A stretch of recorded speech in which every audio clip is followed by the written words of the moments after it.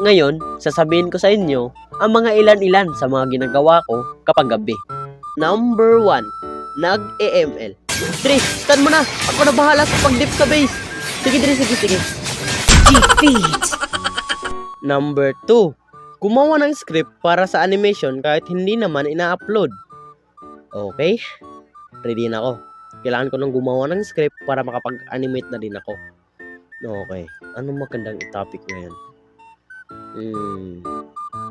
A few moments later. Alam ko na. Kulangot experience. You didn't have to cut me off. Say that I can never know we were nothing. Number 3, nanonood ng anime. Ano, Dre? Ready ka na? Oo, Dre. Medyo matagal na din ako hindi nakapagpanood ng anime eh. Bali, ano palang anime yung papanoorin natin? Ito, Dre.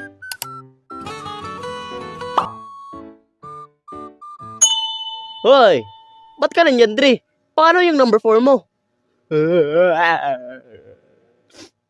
Lo, ano nangyari sa'yo? Wala pa na-subscribe sa akin. Ang OA mo.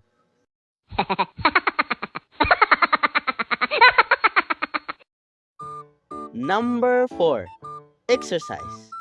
Iwan, ba't sa gabi pa nag-exercise? One mutilation under God.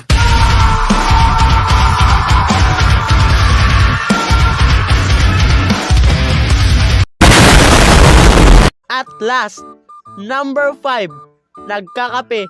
Typical na Pilipino, kahit gabi, nagkakape! Woo! So ayun na nga, natapos na din natin yung animation natin for today's video. At malaking salamat at shoutout na din kay Kuya Roland Animations sa pagpayag na pahiramin niya tayo sa kanyang karakter ngayon, OC. Okay? OC. At saka rin, malaki talagang shoutout sa kanya sa pagpayag. Okay?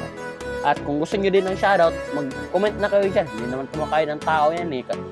At mag-subscribe na rin kayo. Okay? At mag-subscribe na rin kayo sa kanya. Okay? Parang ilalagay ko na lang siguro sa description ng YouTube channel niya. So, ayun na nga. Malaking shoutout. Arigatou gozaimasu!